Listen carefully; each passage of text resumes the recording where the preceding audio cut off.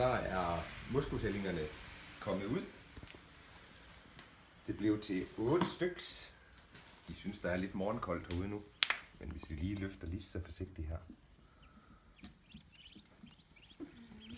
så er de ret aktive og friske hertil.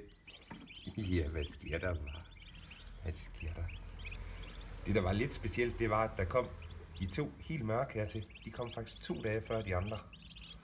Så de er nogle af dem, der var tidligt på færre, mens de gule ællinger, de kom et par dage længere senere. Så de blev klækket på henholdsvis 31. og 33. dagen. Så ikke noget med at give op på en, hvis det er, der går et par dage mere. Der er åbenbart lidt forskel på klækketiden i dem.